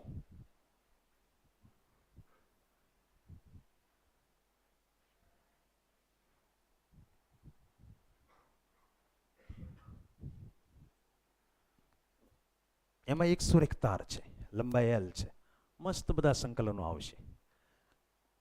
એના પર Q જેટલો વિદ્યુત ભાર પાથરો. આપણે લેતા હોઈએ એટલે ધન લઈ લઈએ, એટલો રાખીએ. હવે નિયમિત રીતે પાથરવાનો મતલબ જેટલો ક્યુ પાથરો હોય એ અપોન જેટલી લેન્થ હોય આપણે મેળે લેમડા બનાવીએ કે ક્યુ બાય લેન્થ. અને તારની અક્ષ પર તે અહીંથી એ અંતરે એક બિંદુ છે. કેટલા અંતરે? એ અંતરે. ત્યાં આગળ ક્ષેત્ર માગ્યું. જો આપણે હમણાં સૂત્ર 2k લેમડા બાય r એ તારનું જ હતું, પરિમિતનું લખ્યું હતું અહીંયા, પણ એમાં આમ અંતરે તીવ્રતા ગોતવાનું હતું. અહીંયા તીવ્રતા ગોતવાનું નહોતું, અહીંયા ગોતવાનું કે ફરીથી નવેસરથી જ ગોતવું પડશે, કોઈ સૂત્ર બેઠું નહીં લાગુ પડે. આમાંથી એક ટુકડો લઈ લો, ટુકડો છે એ તો બિંદુવત કહી શકાય, અને બિંદુવત કહી શકાય તો KQ બાય r² વાપરી શકાય. એટલે આપણે એક કામ કરીએ, આને અહીંથી લઈને આવા નાના નાના ટુકડા વિચારી લો. આપણે અહીંયા ક્ષેત્ર ગોતવું છે. ટુકડો માની લો કે એક અહીંયા લઉં, dx લંબાઈનું, કે જેનો અહીંથી અંતર x છે. અંતર હું અહીંથી એટલે માપું છું કે મારે અહીંયા ક્ષેત્ર ગોતવું છે. તો જે અંતર અહીંયા આવવાનું એ કોની કોની વચ્ચે આવે છે? ચાર્જ અને સ્થળ એની વચ્ચે આવે ને. તો સ્થળ અહીંયા છે જ્યાં ગોતવું છે ક્ષેત્ર, અને ચાર્જ મેં અહીંયા પસંદ કર્યો, તો મારે KQ બાય r² ની જગ્યાએ KQ બાય x² આમ જ લેવું પડે ને. સમજાય છે? આ ચાર્જ ધન છે એટલે ક્ષેત્ર આમ હશે, આ લઉં તો આમ જ હશે, આ લઉં તો આમ છે, એટલે સાદો સરવાળો હાલશે. ટૂંકમાં એક જ દિશામાં ક્ષેત્ર આવશે, કોઈ સદિશ લેવાની જરૂર નથી. આ એટલાને કારણે ક્ષેત્ર એને ઈ નો કહેવાય, એને ડી કહેવાય, અને KQ બાય r² વાપરું. હલો, r² ની જગ્યાએ આ ચાર્જનું ડિસ્ટન્સ અહીંથી x છે. ક્લિયર? હવે આ ચાર્જ કેવી રીતે ગોતવાનો? તો કોઈ પણ ટુકડાનો ચાર્જ એટલે લેમડા ઇન્ટુ એ ટુકડાની લેન્થ. લેન્થ એની મેં dx લીધી, આ q બાય l. હલો, તમારે અહીંયા મૂકવું પડશે. આ k dq ની જગ્યાએ q by l into dx અને અપોન x², એટલે આ KQ by l 1/x² dx એવું de થયું. આ એક ટુકડાના કારણે અહીંયા ક્ષેત્ર આમ. હવે હું આ ટુકડો લઉં તો કરીબ કરીબ આ જ આવે, ખાલી x બદલાય. x ઇઝ ઇક્વલ ટુ કેટલો થાય? a વત્તા l, કારણ કે આ l લંબાઈ છે. હલો, અને આ a છે. તો પહેલો ટુકડો લેશ, એ જો હું અહીંથી ટુકડો ગણતરી શરૂ કરું તો પહેલો ટુકડો a અંતરે આવશે, અને છેલ્લો ટુકડો a વત્તા l આવે. હું અહીંથી શરૂ કરું તો a વત્તા l પહેલો આવે ને છેલ્લો a આવે. તમે જે લો એ મેં અહીંથી લીધું છે ટેક્સના જવાબને મેચ કરવા માટે. બાકી અહીંથી લો તો પ્રશ્ન નહીં, તમારે બધા ટુકડા લેવાના છે. આ ટુકડાને કારણે ક્ષેત્ર લઈએ ત્યારે x ઇઝ ઇક્વલ ટુ, મતલબ ટુકડાનો અહીંથી અંતર a છે, એટલે સંકલન કરીશ તો a, બીજો ટુકડો, ત્રીજો ટુકડો, છેલ્લે અહીંથી કેટલા અંતરે આવે? કારણ કે x મીન્સ ટુકડાનું p થી અંતર, તો પહેલા ટુકડાનું a અંતર છે, છેલ્લા ટુકડાનું a પ્લસ l છે. બરાબર?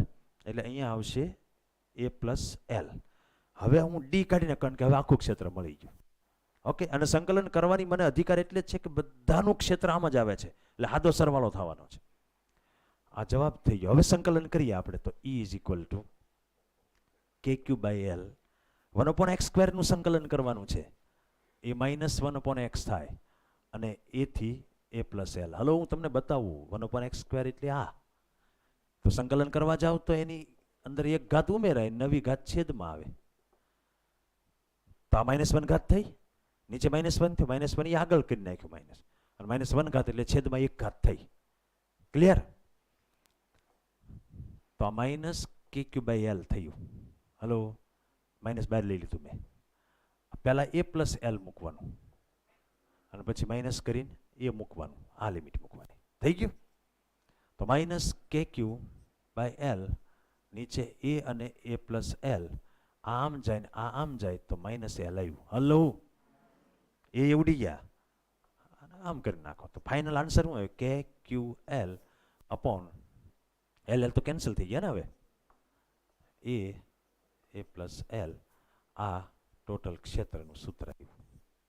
હજી તમને ઈચ્છા થાય ને તો આ ડિસ્ટન્સ બહુ આગું લઈ લો, બહુ આગું લઈ લો, બહુ આગું લઈ લો, બહુ આગું લઈ લો, એટલે બહુ આગેથી જુઓ તો સળિયો ન લાગે, બિંદુવત જ લાગે.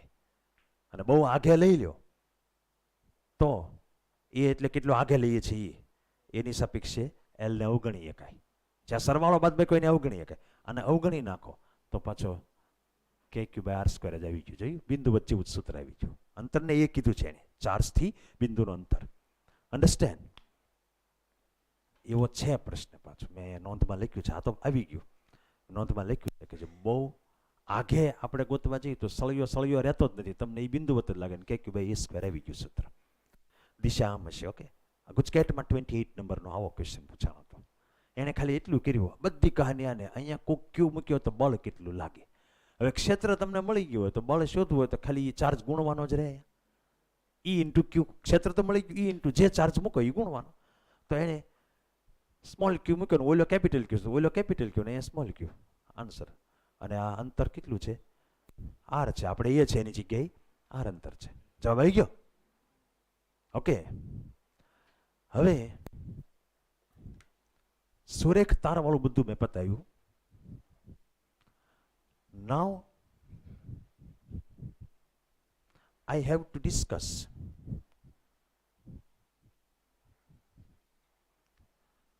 about વર્તુળાકાર આપણે રેખીય વિતરણ કોઈ એક સુરેખા પર વિદ્યુત ભાર વિતરિત થયેલો હોય એની ચર્ચા કરી. એમાં ક્ષેત્ર આર અંતરે કેટલું એનું સૂત્ર આવ્યું 2k લેમ્બડા બાય આર. પછી ટેક્સનો આ 23મું ન્યુમેરિકલ છે. એમાં સૂત્ર શોધવાનું છે, વિદ્યુત ક્ષેત્રનું સૂત્ર જ છે પણ ખાલી ન્યુમેરિકલમાં છે એટલું. પરિણામ એક સૂત્ર જ આવશે. સૂત્ર તરીકે એને યાદ જ રાખશું આપણે. તારાવણી હું લઈ લઉં છું. તારાવણીમાં સારું એવું સંકલન વપરાય છે એટલે તમને એક એબિલિટી આવે એટલા માટે. પછી તમારે તારાવણીમાં નહીં જવાનું, ખાલી એની ફોર્મ્યુલા યાદ રાખવાની અને આકૃતિ. કે છે શું? ઉગમ બિંદુ પર જેનું સેન્ટર આવે એવી એક એક્સ અક્ષ સાથે આમ થીટા કોણ ટોટલ બને ને, આ લાઈન ને આ લાઈન વચ્ચે ટોટલ કોણ થીટા બને એવી એક ચાપ છે જેની રેડિયસ આર આપી છે. આના ઉપર વિદ્યુત ભાર પાથરેલો છે. એની વિદ્યુત ભારની રેખી ઘનતા લેમ્બડા છે.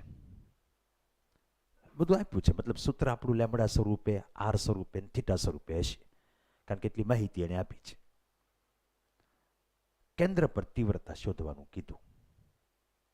આવા આકારમાં વિદ્યુત ભાર હોય તો આપણી પાસે કોઈ ફોર્મ્યુલા નથી. એક આવા આકારની ફોર્મ્યુલા છે 2k લેમ્બડા બાય આર. બીજું બિંદુવતની ફોર્મ્યુલા છે kq બાય આર સ્ક્વેર. ત્રીજી એક ડાયપોલની ફોર્મ્યુલા છે. એટલે વિચારીએ કે આપણે કેમ મેળ પડે.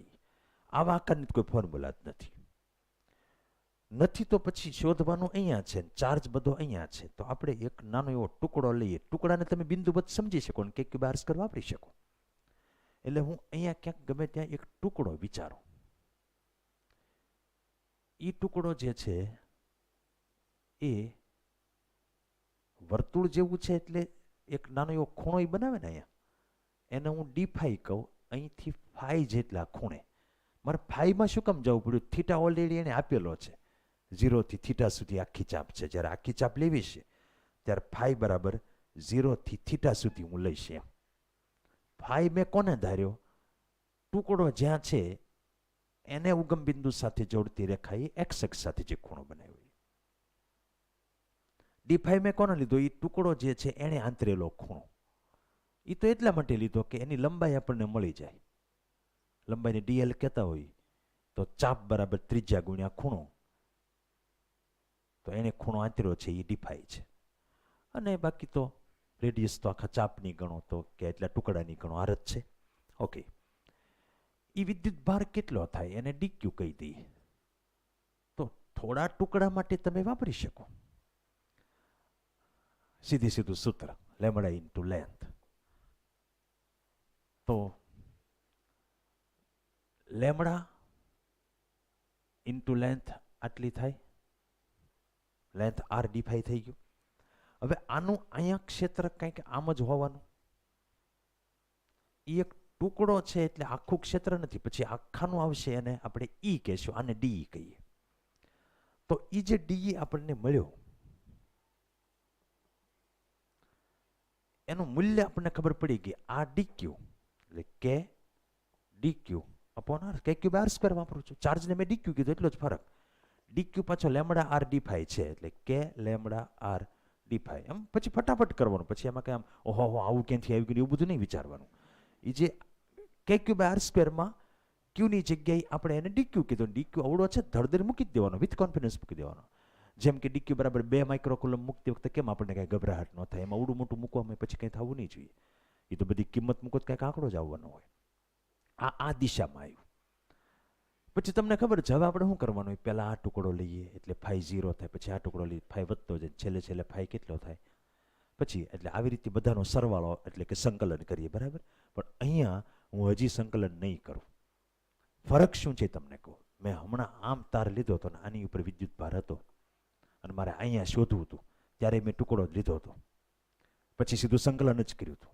કારણ એ હતું કે હું જેટલા ટુકડા લઉં એ બધાનું ક્ષેત્ર આમ જ આવતું હતું, એટલે અદિશ સરવાળો કરી શકાય. દિશા કંઈ માયને રાખતી નહોતી. આમાં કેવું થશે કે હું આ ટુકડો લઉં તો એની દિશા આમ આવે, હું આ ટુકડો, કારણ કે એને જ્યાં શોધવું હોય ને જ્યાં ચાર્જ એને જોડતી લાઈન પર આમ આવે. ઇવન હું આ ટુકડો લઉં ત્યારે આમે દિશા આવે, એક્ઝેક્ટલી આ ટુકડો લઉં ત્યારે આમ દિશા આવે. એટલે દરેકે દરેક ટુકડાને કારણે મળતું ક્ષેત્ર સદિશ છે, એટલે કે સીધો સરવાળો થોડો કરાય. તો હું કરું તો કે એને 2 ઘટકમાં વિભાજિત કરી દે. લાસ્ટ મેન, તો એક ઘટક આ થશે, એક ઘટક આ થશે. આ ફાઈ છે તો ફાઈ જ થાય. તો આને કહી દે ડી ના 2 ઘટક છે, ડી કોસ ફાઈ ઘટક અને આ છે ડી સાઇન ફાઈ ઘટક થયું. ક્લિયર? હવે હું એટલું કહીશ કે આ ગમે તે ટુકડો લેશો એનો ગમે તે સદિશ આવશે, એનો એક્સ ઘટક આમ જ આવવાનો કોસ ફાઈ વાળો, અને વાય ઘટક બધા આમ જ આવવાના. ધારો કે હું આના 50 ટુકડા કરું તો 50 ડી કોસ ફાઈ આમ આવે, 50 ડી સાઇન ફાઈ આમ આવે. હલો, એટલે હવે ટૂંકમાં સંકલન ઘટકોનું કરીએ કારણ કે એક જ દિશામાં સરવાળા આવવાના, આનું અને આનું અલગ અલગ કરીએ. એટલે ડી કોસ ફાઈનું જો હું સંકલન કરી નાખું તો મને આ દિશાનું કુલ ક્ષેત્ર મળે. અત્યારે મળ્યું કુલ નું મળ્યું, ખાલી આ ટુકડાનું જે ક્ષેત્ર છે એનો જ ઘટક મળ્યો. એવો દરેક ટુકડાના ડીઈ આવે, એ દરેકના ડીઈ કોસ ફાઈનો સરવાળો કરું ત્યારે મને આ દિશાનું ટોટલ ક્ષેત્ર મળશે. એટલે એક્સ ઘટક તમારે જોતો હોય, આખી ચાપને કારણે જે ક્ષેત્ર થાય એ આમ થાય, એનો જે એક્સ ઘટક જોતો હોય તો બધા નાના નાના ટુકડાના જે ડીઈ થાય એ બધાના ડીઈ કોસ ફાઈનો સરવાળો અર્થાત સંકલન. હવે સરવાળો કરી શકાય એમ છે કારણ કે એક જ દિશા આવી.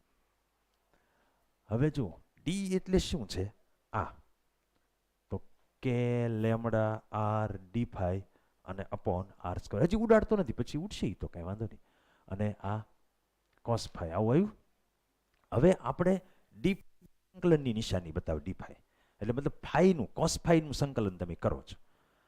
આખું હું લઈશ, અહીંયા આ ટુકડો લઈશ ત્યારે ફાઈ 0 થશે, કારણ કે ફાઈ મેં કોને કીધું ટુકડા અહીંયા બનાવેલો ખૂણો, અને છેલ્લે હું જઈશ ત્યારે થીટા ખૂણો આવશે, કારણ કે આપણને થીટા જેટલા ખૂણાવાળી ચાપ કીધી છે. ક્લિયર અહીં સુધી? હવે તો સંકલન જ છે. પાછું હું ટુકડો બદલીશ એમાં આર અચળ રહેવાનો, કારણ કે એ ત્રિજ્યા છે, એટલે મારે કંઈ એની જરૂર નથી. તો K lambda R upon R square આમ રાખી દઉં તો સંકલનમાં 0 થી theta cos phi D phi આવ્યું. ઓકે, કોસનું સંકલન શું થાય? Hello, minus sine. તો આ K lambda R upon R square, આ માઇનસ સાઇન ફાઈ આવ્યું, 0 થી થીટા મૂકી દઈએ તો K lambda R upon R square, આ થીટા મૂક તો માઇનસ સાઇન થીટા, અને પછી માઇનસ કરીને 0 મૂકું, એ તો માઇનસ માઇનસ પ્લસ, પછી તો 0 મૂકીશ તો સાઇન 0 0 જ થાય. એટલે આપણને એક આવી ફોર્મ્યુલા મળી, કે લેમડા આર ઉડાડી દો, હવે તો ઉડાડું યાર, અને સાઇન થીટા. આ માઇનસ સાઇન થીટા આવ્યું ને એ ખરેખર આમ છે એટલે આવ્યું છે. તમારે જો આ ઘટક છે અહીંયા માઇનસ કર્યું ને પછી અહીંયા વચ્ચે તો નહીં રખાય, આમ રાખીએ આને આપણે. આ એક્સ ઘટક મળી ગયો. શેનો એક્સ ઘટક સમજી લો, આખી ચાપની જે ટોટલ તીવ્રતા મળે એનો એક્સ ઘટક. એટલે આમાં એક્સ અને વાય 2 ઘટક મળશે. હલો, આને સદિશ કરવો હશે તો માઇનસ આઈ કેરેટ, ઓટોમેટિક અહીંયા આઈ કેરેટ હું મૂકી દઈશ. આવું જ મારે આનું કરવું પડશે સંકલન, એટલે એટલી પાછી માથાકૂટ થશે. ત્યાં ડી સાઇન ફાઈ આવે છે તો અહીંયા સાઇન ફાઈનું શું થશે? આ સાઇન ફાઈ આવ્યું તો એનું શું થશે? Cos phi. તો અહીંયા કોસ ફાઈ આવશે, પહેલા થીટા મૂકીશ એટલે કોસ થીટા આવવાનું. હલો, પછી માઇનસ કરીને 0 મૂકીશ એટલે 1 આવશે. એટલે એમાં જવાબ આવવાનો અહીંયા આગળ કોસ થીટા -1. એટલે આપણને બે ઘટક મળ્યા. એને જો આખા સ્વરૂપે લખી દેવું હોય તો પહેલું કયું હતું કે λ/r 2માં છે આ minus sine theta into I caret, અને પછી આ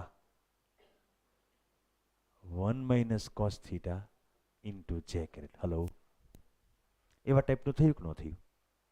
એ હતું કોસ થીટા -1, પણ મારે એને લખવાનું માઇનસ જે કેરેટ ને, સમજાય કે નહીં? એટલે આવા ટાઈપની ફોર્મ્યુલા આવી. આ ફોર્મ્યુલા તરીકે આપણે એને યાદ રાખશું. જોઈ લો, પહેલા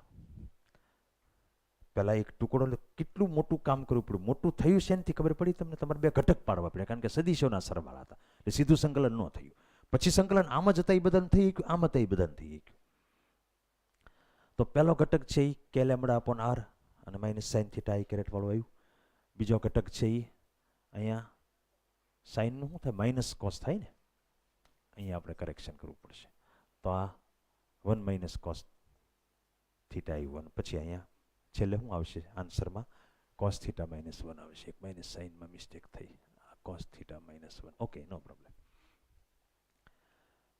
હવે જોઈ લો તમે, છેલ્લે મેં ત્યાં લખ્યું છે બોક્સની બહાર કે યાદ રાખો. એટલે તારવણી એકવાર કરજો, જસ્ટ તમને થોડુંક સંકલનનું અને વેક્ટરનું બધાનું કોન્ફિડન્સ આવે. પછીથી જ્યારે કોઈ ચાપ ઉપર ચાર્જ હોય, પાછું જો ખાલી ફોર્મ્યુલા યાદ રાખો નહીં હાલે, આકૃતિ સાથે અને કન્સેપ્ટ સાથે યાદ રાખવાનું. ચાપ ઉપર ચાર્જ પાથરેલો હોય અને એને કારણે સેન્ટર પર તીવ્રતા જોતી હોય. નેચરલી આમ આવે એટલે સમથિંગ માઇનસ આઈને સમથિંગ માઇનસ જે એમ આવવાનું જ હતું. એટલે એ અહીંયા આવે જ છે. હવે સમજાણું તમને? હવે થીટા શું છે સમજી લેજો. ચાપનો ખૂણો છે. ધારો કે હું આટલું પૂછી દઉં તમને, હાલો, તો થીટા π/2 થઈ ગયો. તો તમે આમાં કિંમત મૂકશો તો સાઇન π/2 થાય. તો આન્સર તમારો આવશે E = કે λ/r માઇનસ આઈ કેરેટ, અને પછી આ π/2 મૂકશો 0 થશે. -1 જે કેરેટ આવ્યું. સમજ પડી? એટલે આ ખૂણો કેટલો થઈ ખબર પડે છે તમને? tan થીટા લ્યો, આ પોના એટલે 1 આવે એટલે થીટા 45 થાય. એક્ઝેક્ટલી આની વચ્ચે 45ના ખૂણો આવે. અહીંયા બે બાજુથી 45નો ખૂણો. આમ જોવો તો ખબર પડે કે નહીં. આ ચાર્જથી તમે આમ જોવા જાઓ, કારણ કે બહાર તરફ ક્ષેત્ર હોય તો એક્ઝેક્ટલી 45ને ખૂણો આવશે. મૂલ્ય આ થાય, અંડર રૂટ કરી √2 આવશે. તે √2 કે λ/r આવે. માની લો કે મેં અડધી ચાપ લઈ લીધી, તો 0 થી ક્યાં સુધી કરવાનું સંકલન? પાઈ સુધી. મૂકો અહીંયા પાઈ, સાઇન પાઈ 0 થાય. બરાબર? આમ ઘટક આવે જ નહીં. તમે વિચારો, જસ્ટ કોમન સેન્સ વાપરો. આની ઉપર ચાર્જ હોય તો નેચરલી તમે આ ટુકડાનું આમ આવે, ઓલા ટુકડાનું આમ આવે, આ ટુકડાનું આમ આવે, બધાના ઘટક પાડો તો આ બાજુના ઘટક ઉડી જાય, બધું આ બાજુ જ આવે. એટલે ખાલી જે કેરેટ વાળું જ આવશે. કોસ પાઈ -1 થાય, બીજો -1 એટલે -2 જે કેરેટ એવું આવ્યું. આગળ આ કે λ/r નીચે તરફ આવશે. એવું તમને કદાચ 3π/2 વાળું કહી દે, ગમે તે ખૂણો કહેશે આના પરથી બની શકશે. પરંતુ ધ્યાન રાખો કે આ માત્ર ને માત્ર સેન્ટર પાસે તીવ્રતા શોધવાની જ ફોર્મ્યુલા છે.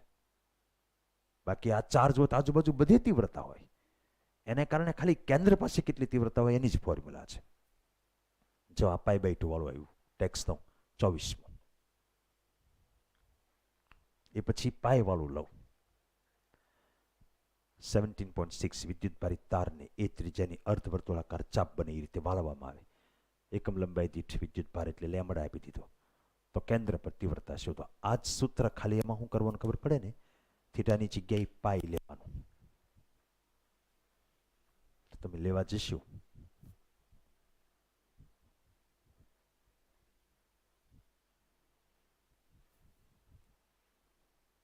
શું આન્સર આવશે કયો? E = કે λ/r. આ તો 0 જ થઈ ગયું. cos π -1 એટલે -2 જે કેરેટ આમ થયું. હવે આ કે ને 1/4π ε0 કરી નાખો. આ -2 અને આ λ/r એટલે તમને જવાબ મળશે. આની જગ્યાએ 1 કીધો હોય તો એ લઈ લેવાનું. માઇનસ જે કેરેટ એટલે નીચે તરફ દિશા થાય. તમે આમ રાખ્યું હોય તો, માની લો કે તમે આમ રાખેલી હોય તો દિશા આ આવી, તો પછી કોમન સેન્સ હાલે ને? હલો, આમ હશે તો દિશા ટૂંકમાં એના કરતા વિપરીત દિશામાં આવે ને. કઈ સમજાય કે નથી સમજાતું? ધારો કે આખું રાખો તો 2π આવે સેન્ટર પર, અને એમાં લોકેશન જોઈને તમને ખબર પડવી જોઈએ કે જવાબ 0 આવે, કારણ કે બધા હામાં જ આવવાના. આનું ક્ષેત્ર આમ હશે તો આનું ક્ષેત્ર આમ હશે, આ ટુકડાનું ક્ષેત્ર આમ હશે તો આ ટુકડાનું આમ હશે. 0 જ આવે. અહીંયા મૂકો 2π, અહીંયા 0 આવ્યું, અહીંયા 2π મૂકો તો 1 - 1 0 થઈ જાય, cos 2π 1 થાય, એટલે ક્ષેત્ર 0 થાય. તો તમે અડધું ભૂસી નાખો તમને ખબર ન પડે કે ઉપલા અડધાનું આમ જ થતું હોય, આ અડધાનું આમ થતું હોય. જે કાઢી નાખો એનું તો નથી ત્યાં, એટલે ઓલું એક વધ્યું હોય. હવે જે એક ન્યુમેરિકલ આવે છે, આ 2-3 જગ્યાએ છે. SLP 6ઠામાં છે, પછી AIEEE 15 છે. સેમ અડધી વર્તુળ પર વિદ્યુત ભાર પાથરેલો હોય તો ટેક્સનો ન્યુમેરિકલ 25. આમાં તે વર્તુળાકાર રિંગ જ છે, પણ આ વખતે અલગ વસ્તુ છે. એ લઉં પહેલા આ યાદ રહ્યું ને તમને, ચાપ દ્વારા અને કેન્દ્ર પર, બરાબર? એનું આ સૂત્ર છે. બધા સૂત્રો ચેપ્ટરના અંતે આવડવા જોઈએ, ધ્યાન રાખજો.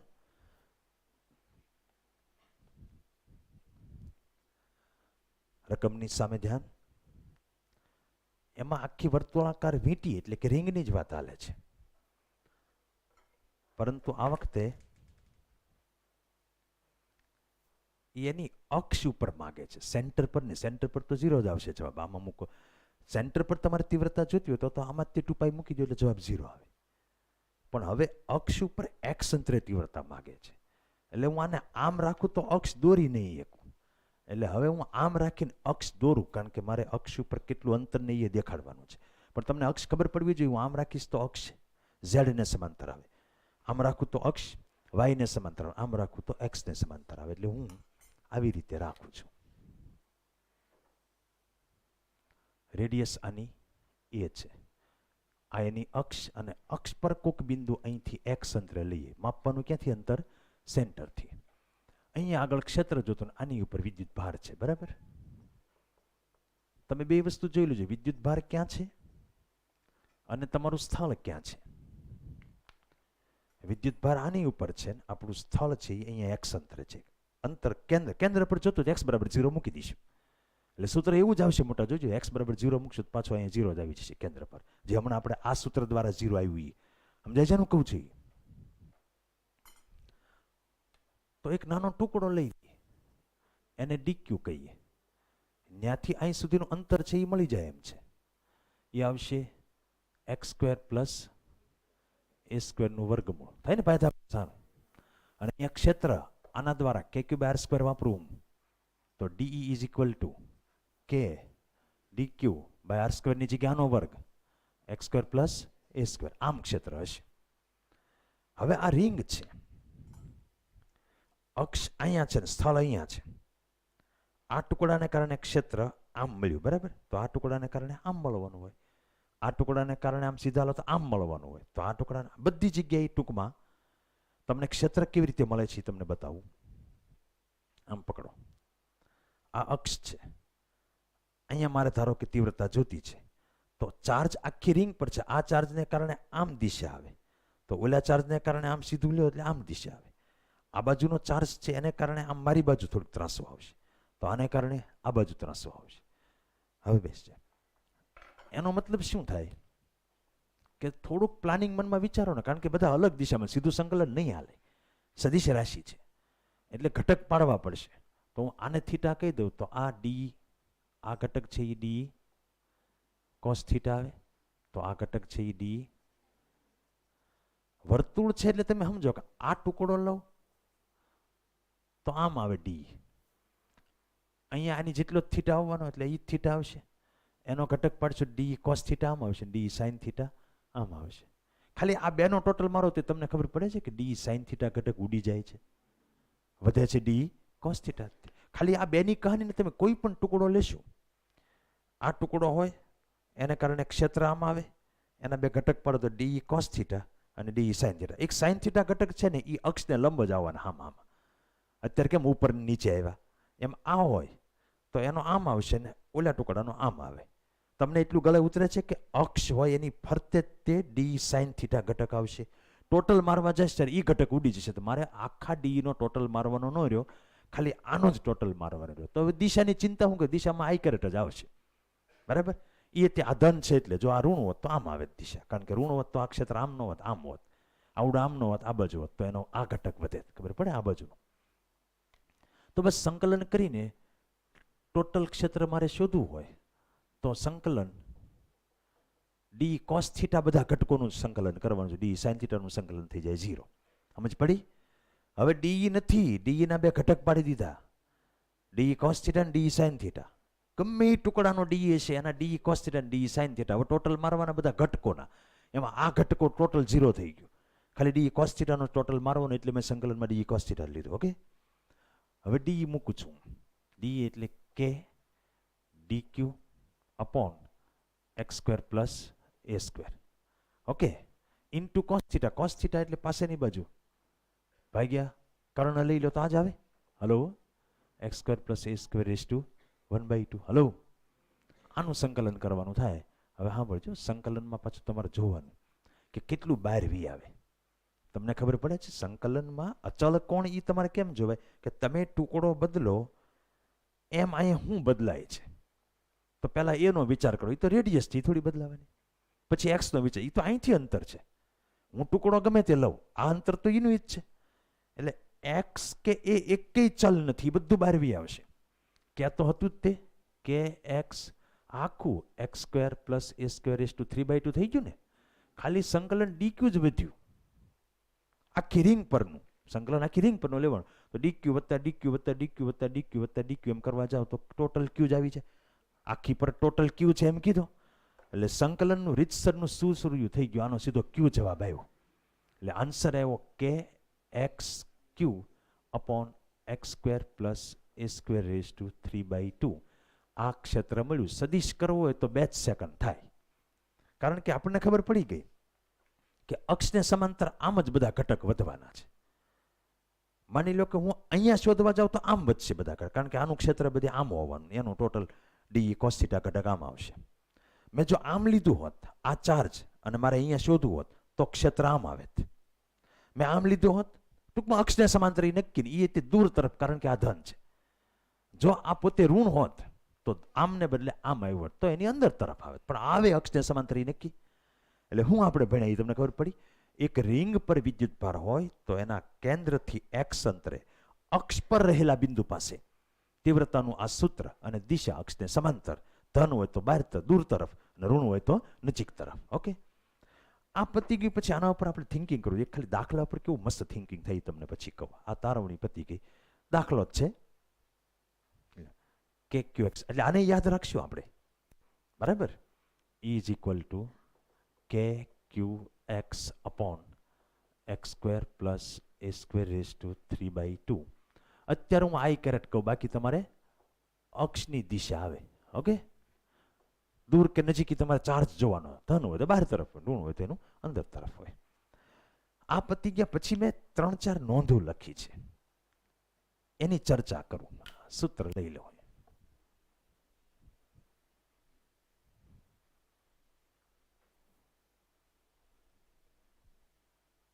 હવે સૂત્ર આવી ગયું એટલે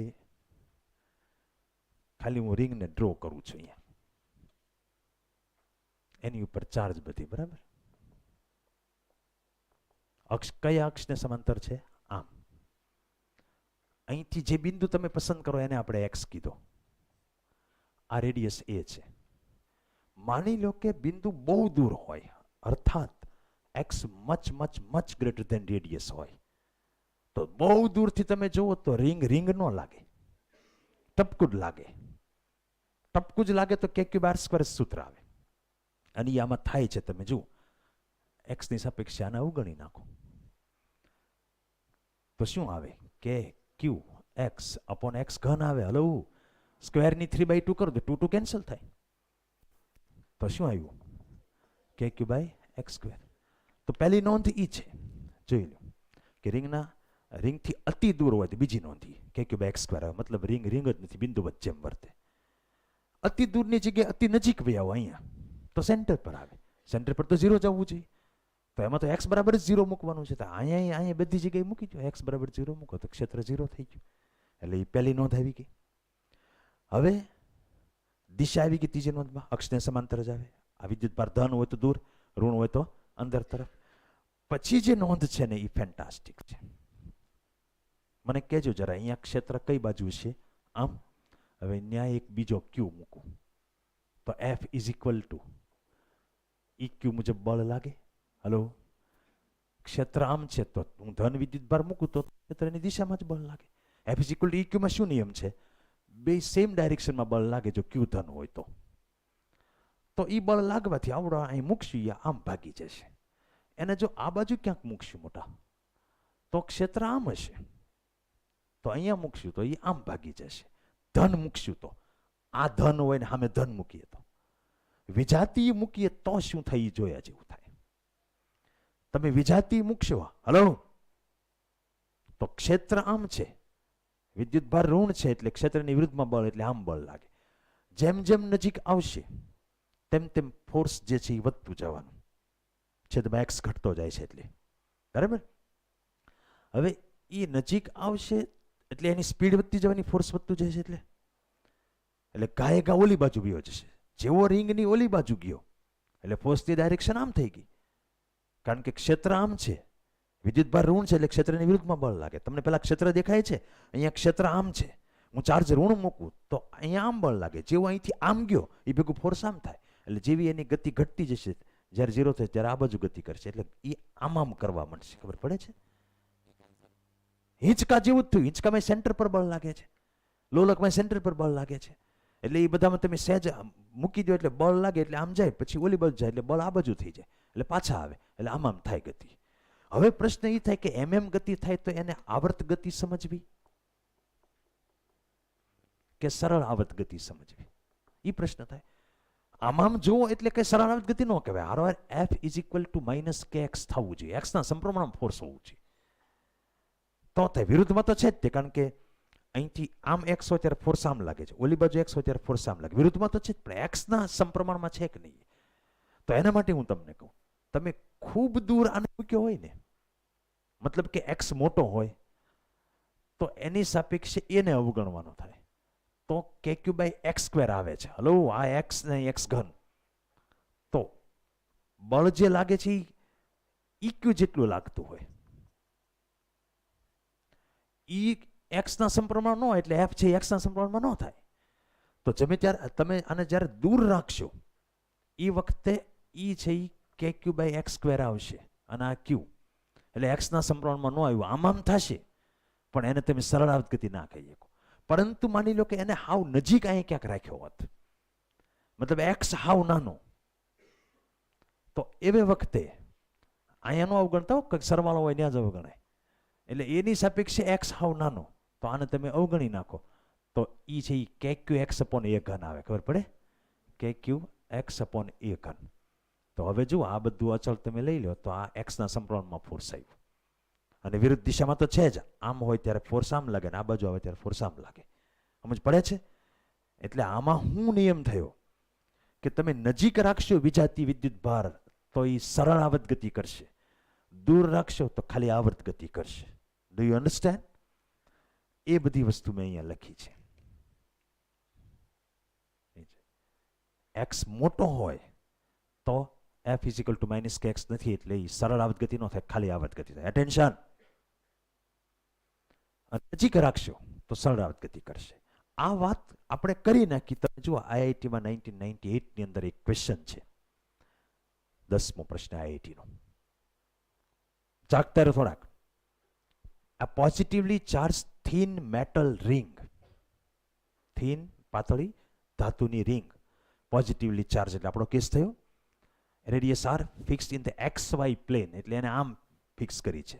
આ આપણે વાય ઝેડ પ્લેનમાં રાખી કહેવાય. આમ હોય તો એક્સ ઝેડ પ્લેન કહેવાય, એક્સ અને ઝેડ, અને આમ હોય તો એક્સ અને વાય, આ પ્લેન થઈ એટલે એક્સ વાય પ્લેનમાં રાખી, એટ ઓરિજિન ઉગમ બિંદુ પર રાખી. હવે શું કે છે, આ નેગેટિવલી ચાર્જ પાર્ટિકલ જોયું, એ ઝેડ અક્ષ પર રાખ્યો એટલે એક્ઝેક્ટલી અક્ષ ઉપર થવાની છે. Negatively charge particle is release from rest eight point 0,0,z0. z0 એટલે અંતર અહીંથી આ અક્ષ ઉપર 0,0,z જ આવે, ત્યાંથી છોડવામાં એક્ઝેક્ટલી આ કન્સેપ્ટ થયો. હવે તમારે આન્સર દેતી વખતે આવર્ત ગતિ કે સરળ આવર્ત ગતિ એ અંતર પ્રમાણે નક્કી કરવાનું. આગે હોય તો આવર્ત ગતિ, નજીક મૂક્યો હોય તો પહેલો ઓપ્શન શું છે? આવર્ત ગતિ કરે for all value of Z. આવર્ત ગતિ તો કહેવાય જ તે, આગે હોય કે નજીક હોય. સરળ આવર્ત ગતિ છે જ તે, એટલે એ સાચું. 0 થી અનંત સુધી ગમે ત્યાં રાખશો તો એ આવર્ત ગતિ તો કરશે જ. પરંતુ SHM for all value of Z0, 0 થી R, આમાં R એ રેડિયસ છે. દરેક વખતે એ SHM નથી કરતો. SHM ક્યારે કરે? રેડિયસ કરતા બહુ નજીક અંતર હોય. આ રેડિયસ 10 સેન્ટીમીટર હોય તો હાવ પોઈન્ટમાં અંતર હોય તો, એટલે એ નથી. પણ એપ્રોક્સિમેટલી સિમ્પલ હાર્મોનિક સીમાં પ્રોવાઇડેડ કે અંતર, આમાં Z કીધું, આપણે જે X કહેતા હતા એ, આપણે જેને A કહેતા હતા એને R કીધો છે, તો હાવ નજીક રાખ્યું હશે તો એપ્રોક્સિમેટલી SHM થશે, સરળ આવર્ત ગતિ. એટલે કયો જવાબ આવશે? બીજો C. અને point P crosses O and continues to move along the negative. અહીંથી આમ ક્રોસ કરીને ઓલી બાજુ ગયા જ કરશે, એ ખોટું છે. ત્યાંથી આમ પાછું તો આવશે જ તે. ઓકે, પછી એક 13મો એક્ઝેમ્પલરનો છે. It is also very nice. એમાં આની જેમ જ છે, પણ રિંગ આમ આપી છે, તમને ડ્રો કરીને આપી છે, અને અહીંયા આગળ એક ક્યુ મૂક્યો છે. હવે એક પછી એક ઓપ્શન છે, બહુ મસ્ત પ્રશ્ન છે. ઇફ Q greater than 0, જો આ ધન હોય અને it is displace from the centre in the plane of the ring, એટલે આમ નથી ડિસ્પ્લેસ કર્યો, રિંગના સમતલમાં ગમે એ બાજુ ખસેડ્યો છે. તમે સાંભળજો બરાબર. તો જેવું અત્યારે હશે તો પડ્યો ને પડ્યો રહેશે, કારણ કે બધા આમાં સરખું બળ લગાડે, સંતુલનમાં છે. પણ આમાંથી સહેજે આમ ગયો, એટલે ડુ યુ અન્ડરસ્ટેન્ડ? આ ધન છે એ આમ વધુ બળ લગાડશે, કારણ કે એની નજીક વયો ગયો. આવડા આ ધન બળ આમ લગાડે, પણ એનું બળ ડીમ થઈ ગયું છે, ઓલું બળ વધારે છે, એટલે પાછો અહીંયા વહી આવશે. ખબર પડે તમને? તમે જો આમ ખસેડો તો આનું બળ વધારે. ટૂંકમાં સ્ટેબલ ઇક્વિલિબ્રિયમમાં છે, સ્થિર સંતુલનમાં છે. આ ગમે એ બાજુ ખસેડો એટલે પાછો જ વહી આવશે. તો એ શું કહે છે? If Q greater than 0 and is displaced away from the center in the plane of the ring, it will be pushed back towards the center. Yes, એ પાછો સેન્ટર પર વહી આવશે. બીજો option, if Q less than 0, ધારો કે negative છે અને સ્ટીલ એને અહીંથી આમ લઈ જવામાં આવે. હવે જો નેગેટિવ છે, સાંભળજો, તો નેગેટિવ હોય તો આ એટ્રેક્ટ કરે ને ઓલો આમ એટ્રેક્ટ કરે. અહીંયા છે ત્યાં સુધી પીડ્યો ને પીડ્યો રહેશે, કારણ કે બધી બાજુ આમ આમ ખેંચે છે. પણ તમે આમ લઈ ગયા એટલે ઓલી બાજુનું ખેંચાણ વધી ગયું, આ બાજુનું ઘટી ગયું, તો હજી આમ જ જાય. જેમ આમ જશે ઓલી બાજુનું ખેંચાણ વધતું જશે, એટલે છેક અહીંયા પહોંચે તડિંગ ધ ડિસ્ટરનો અવાજ આવશે. શું આવશે? તડિંગ. એમ આમાં લખ્યું છે જો કે and is displaced away from the center in the plane of the ring, it will never return to the center and will continue moving till it hits the ring. જ્યારે પટકાય ત્યારે કેવો અવાજ આવે? તડિંગ. એમ બરાબર છે.